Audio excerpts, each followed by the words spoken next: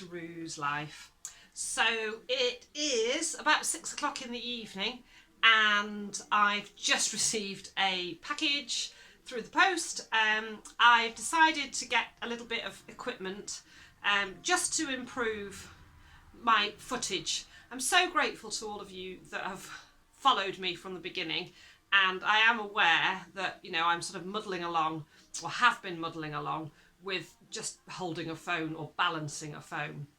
So I've invested in a microphone and a selfie stick and a tripod, and I think it will greatly improve the footage that I've been producing. So to be honest with you, I quite like the amateurish look of some videos and I enjoy watching those. However, I am aware that it can be a little bit distracting when the volume's going up and down, or perhaps you can't hear, and also the shakiness of the camera. So I am growing my channel slowly, and I'm aware that I may not necessarily grow in subscribers, but I am aware that I've had a huge amount of people actually watching my videos, and for that I'm super grateful. So I thought it was worth investing and improving the quality of my videos. So I'm going to take you with me and we're going to pop over to the polytunnel and have a little look round.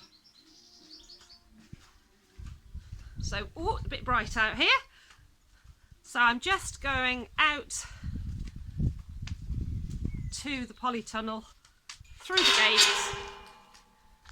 Just turn you around, look, so you can see where we're going. And I'm just going to turn the camera around, mind my fingers, so that you can see where we're going.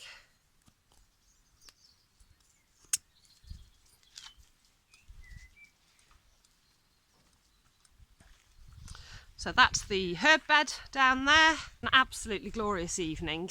The temperature has been about 28 degrees outside, but over 50 degrees in the polytunnel.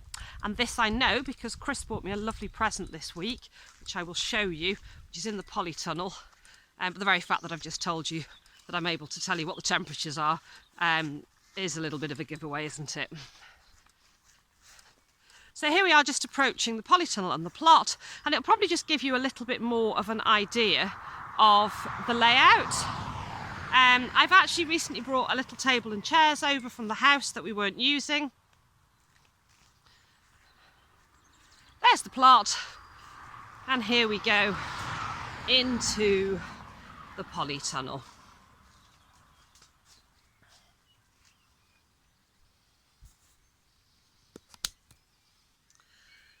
So here we are in the polytunnel. I'm going to go and have a look now and see what the temperature is. So it's currently 31 degrees. See if I can, I'm going to have to get the knack of this.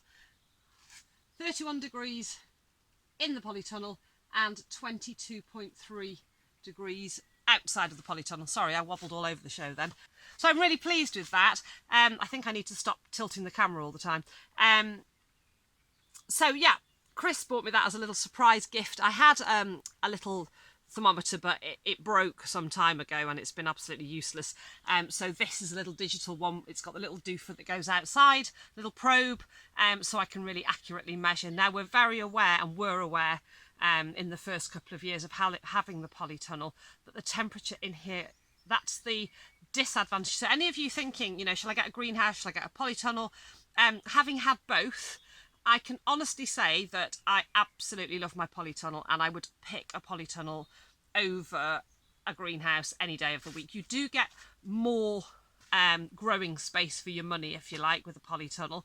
I just love this polytunnel, but I do find it harder to regulate the temperature.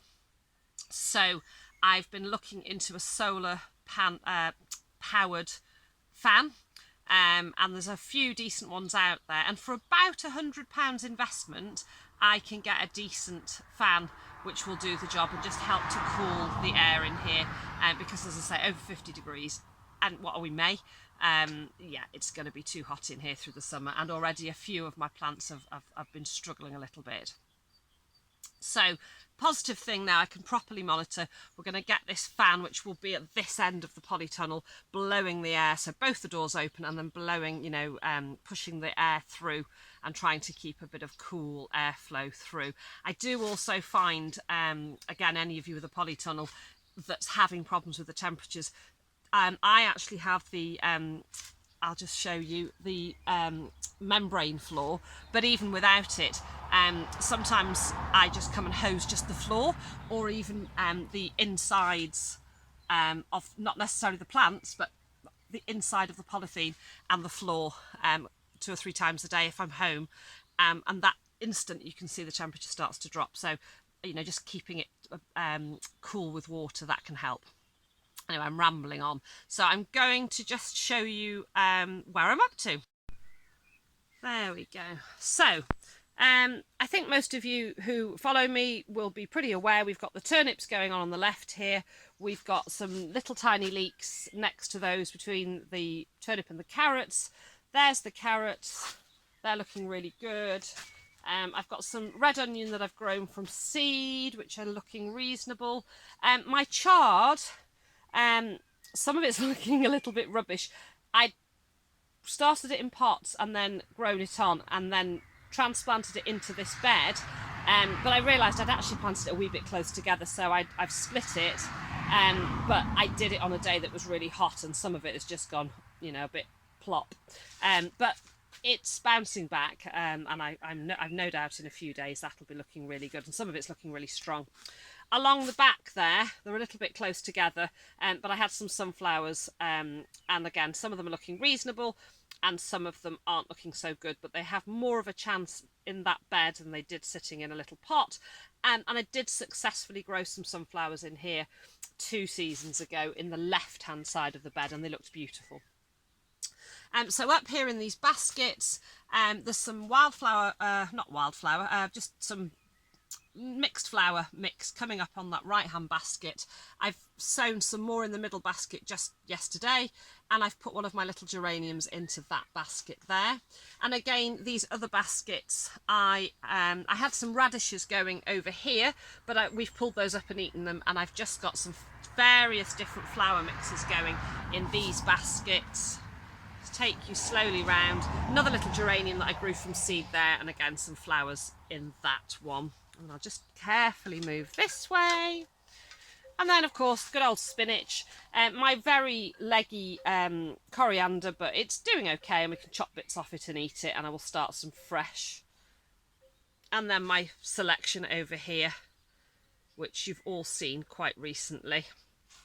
For any of you that get to Lidl, I don't know if you can see that lavender there in the little purple pot. I mean, it looks pretty in the purple pot for now, but I will need to move it. And I've got one out on the table as well. And then down here, we've got the courgettes. So the ones at the back were started earlier and the ones at the front a little later. And then I've got the celeriac there. I've got some little lettuces that are looking quite nice. My beans, I'm really pleased with. So 2 lots of borlotti, some runners, that tiddly spinach that's either going to do or die, and then my tomatoes. And here in this little bucket, this used to be the bucket that I mucked the chickens out into, but it got a hole in the bottom, so I've used it as a flower pot. I've successfully grown in it spinach, basil, and now I've put a fragrant flower mix in there, which I'm hoping is going to just be pretty, and also, as it says on the tin, fragrant. And then we'll just pop outside. Everything is pretty much the same, really. So there we are.